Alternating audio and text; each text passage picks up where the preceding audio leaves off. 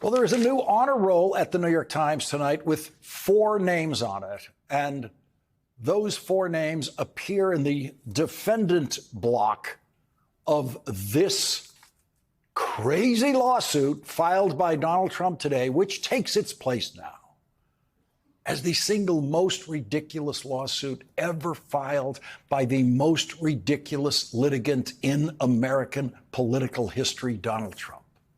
No American politician has filed more frivolous lawsuits than Donald Trump. The Republican Party itself used to always have an item in the Republican Party platforms about frivolous lawsuits, lawsuits like this stack of nonsense.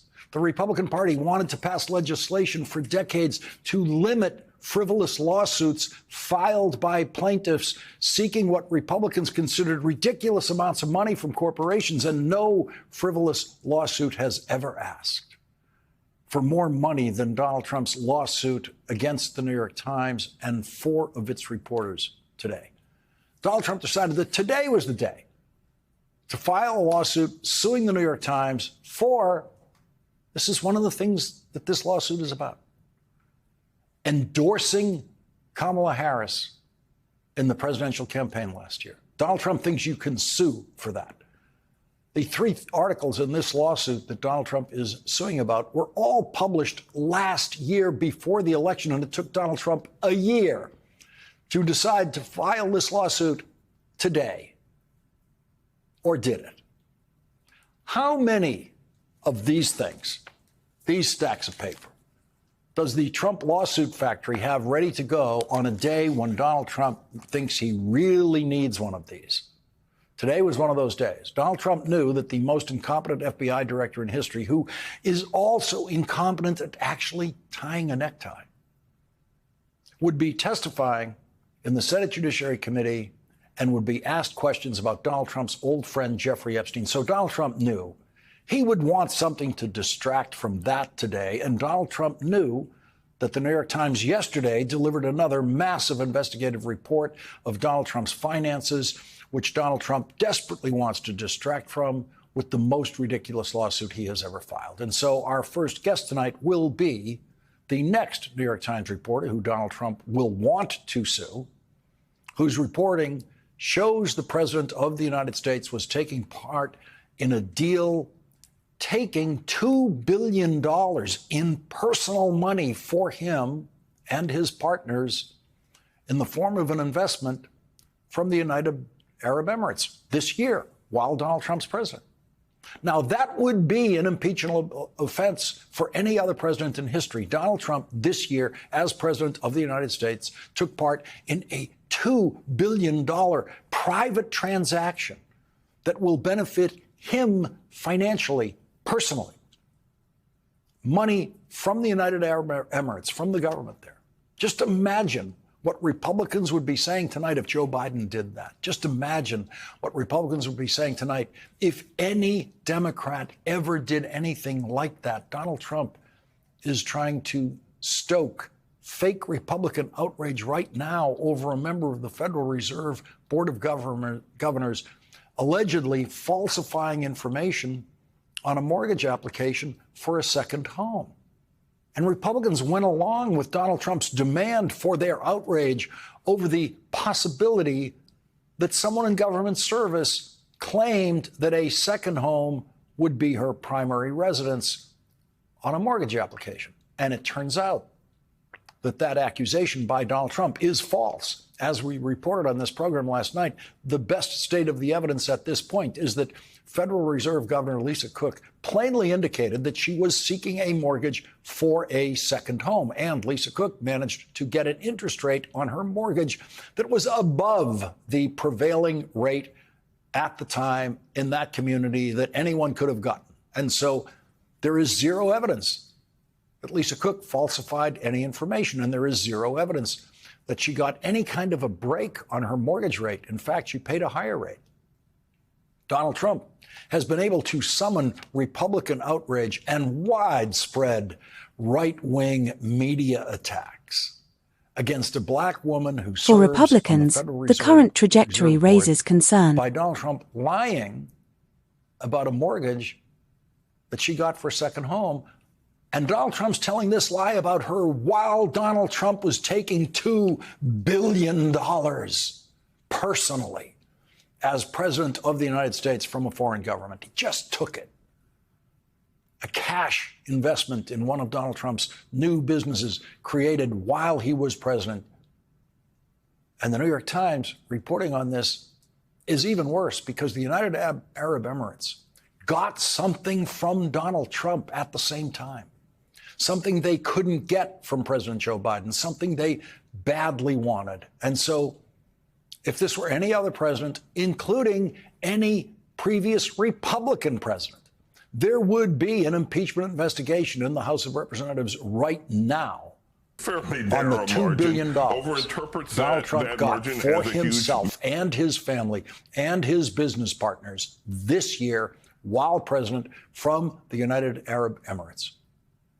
And whether that is a reason that Donald Trump allowed the United Arab Emirates to obtain the world's most advanced and scarce computer chips from the United States. But there is no impeachment investigation of those transactions tonight because Republicans control the House of Representatives and Donald Trump controls Republicans. Donald Trump knows what he has done as president of the United States in this first year of his presidency.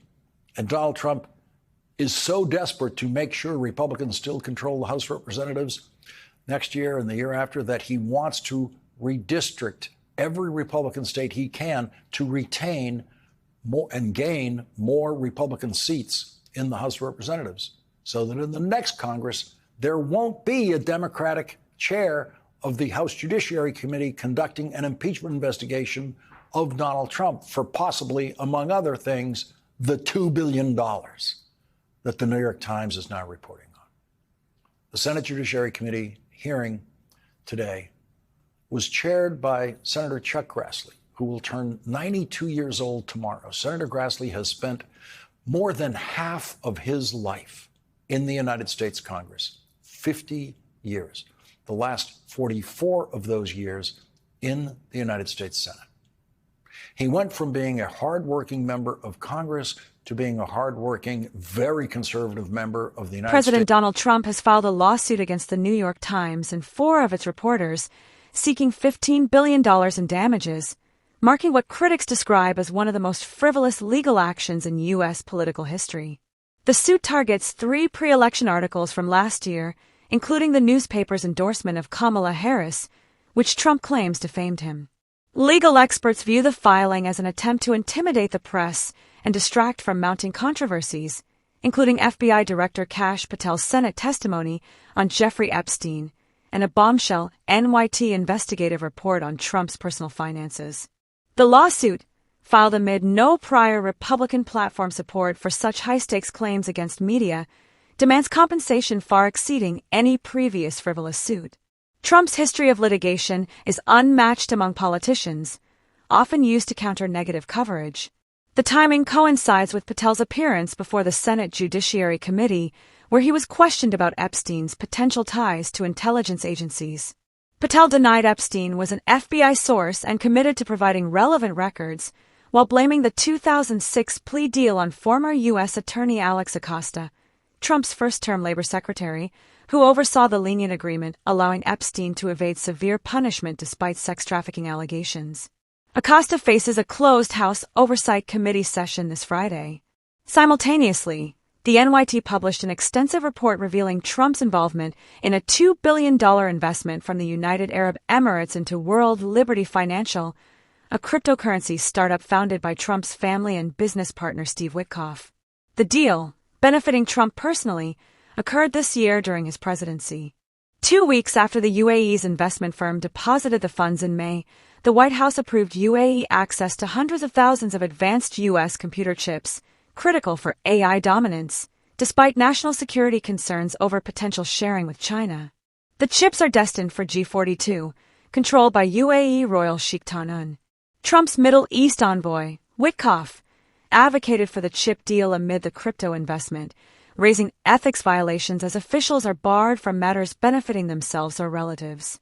The report, based on reporting from multiple global locations, highlights how conservative activist Laura Loomer influenced White House dynamics to favor the UAE. If involving any other president, such transactions could trigger impeachment probes, but Republicans control the House, shielding Trump from scrutiny. In contrast, Trump has fueled baseless outrage over Federal Reserve Governor Lisa Cook, falsely accusing her of mortgage fraud on a second home application.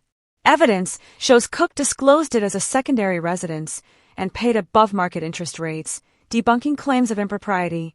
Yet right-wing media amplified the attacks against the black economist.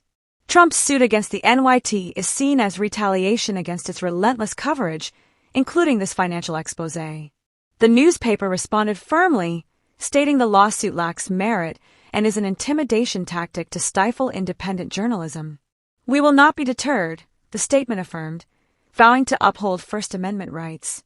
Trump's broader strategy appears aimed at maintaining Republican House control through redistricting to prevent future investigations.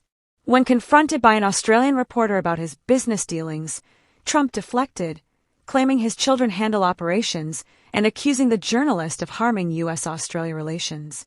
The episode underscores Trump's pattern of using lawsuits and distractions to evade accountability amid allegations of self-enrichment.